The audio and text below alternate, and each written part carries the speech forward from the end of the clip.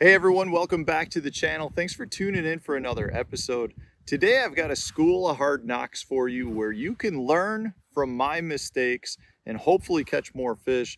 You know, this was something that took me a long time to recognize, and it's an error that I think a lot of people do that they're either not aware of or they're choosing to go with this type of setup because they think it's just a better way to go about. So I'm going to kind of break down a couple of scenarios as to what happened to me and what I saw that made me want to make this change. And I think you might recognize too that it actually is a very important part of your fishing setup and can have a big impact on your success on the water. Before I get into these two situations, I want to remind you guys I'm doing one-on-one virtual lessons. So if you want to have some direct contact with me, maybe ask me some questions regarding a certain technique, a setup, the baits that you're using. Maybe we go over lake maps. Maybe we look at aerial photos together. I'm doing 1 hour long virtual sessions where we'll hook up through basically a Zoom call and we can connect that way. So if that's something that interests you guys, check out the link that I've got in my video description. It's a great way to have some one-on-one contact and really learn at a fast rate. Okay, so a couple of these stories maybe will lead you to wanting to give me a call to break this down even more. The first one has to do with me fishing out on the Great Lakes. I was in an area that I had a ton of confidence in that there were a bunch of smallmouth around, and I could not get them to bite.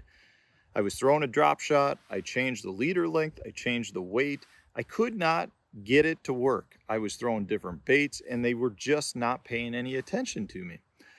And I made one small change, and that small change went from taking my day of being a terrible day on the water to catching a pile of fish. Now that's one instance. I had another instance where I was fishing just out here on the river with a Texas rig, and I was flipping a small creature bait, just going down the bank, and I was getting very few bites. And I was frustrated because I know normally I'll get more bites. And I made one small change again and started getting a lot of bites. And that small change in both instances, guys, was to drop down to smaller hooks. I think the norm is for people to want to fish a big hook because the idea is the bigger the hook, the better the likelihood is that you're going to hook that fish and bring the fish into the boat. The reality is the bigger the hook, the poorer performance you get out of your bait. It does several things. First off, a big hook doesn't look as natural because it's a bigger, bulkier hook. It adds weight to your bait, so you probably are not getting the same motion out of your bait. They generally are longer, and therefore you are eating up some of that motion out of the bait, meaning, you know, if you've got a heavier hook, that's going to kill the motion. It may, instead of allowing your bait to glide, it may pull it straight down to the bottom in a vertical fall. The longer the hook stretches down the plastic more, and it takes away some of the flexibility in the plastic. So in my case on the drop shot, I was throwing a 1/0 size drop shot hook. I was still nose hooking the bait, but I dropped down to a size 4, which is much smaller. And that smaller hook, in my opinion, becomes much harder for the fish to see. And it also just gives the bait a little bit more presentation because the hook's not as heavy. So it's not weighing the worm down. So in my opinion, in that case, I started getting a much more natural movement out of my bait.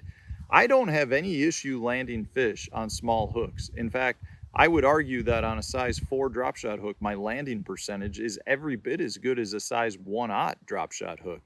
It just seems like you are using light tackle, light line. You've got a rod that absorbs the fight from the fish, and the little hook stays pinned just fine. You're not going to stretch out a small hook on 6-pound test line. In the other instance out here, I was throwing a small 3-inch Berkeley Pit Boss, and I had the biggest size hook I could get in it. I had a 3/0 hook, which basically went the entire mass of the body down to where the tails were. And because of that, it just felt like that hook was overpowering it.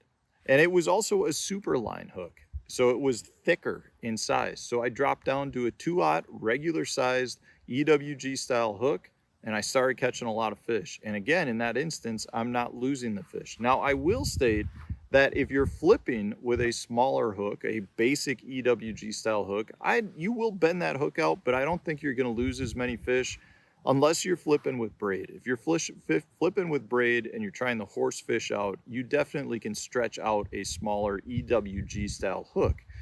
The point here is Sometimes it's not the bait, sometimes it's not the weight, sometimes it's the hook that you're choosing.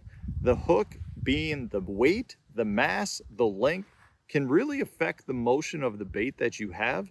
In my opinion, it just gives the fish more to look at and it doesn't look as natural. And I swear, guys, I swear fish at this point know what a hook looks like.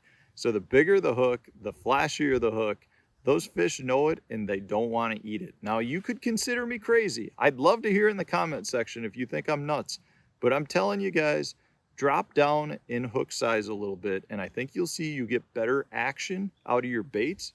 You get better fall rates out of your baits and you'll get more bites. So that's all I'm going to say today. I think the school of hard knocks, the lesson learned is you might want to drop down in hook size a little bit. It doesn't matter the technique. Could be a Texas rig, could be a drop shot. In either case, smaller hooks generally will be better. I wouldn't say go to the point where your bait overpowers the hook, meaning it's too bulky for the hook. But if you think there's still enough gap there to catch a fish on it, you're probably going to be able to land that fish that bites it and you're going to get more bites. So guys, let me know what you think. If you enjoyed this video, hit the like button, leave a comment letting me know if you think I'm crazy or if you agree. If you haven't subscribed to the channel, subscribe to the channel and stay tuned. We'll have another video coming out tomorrow.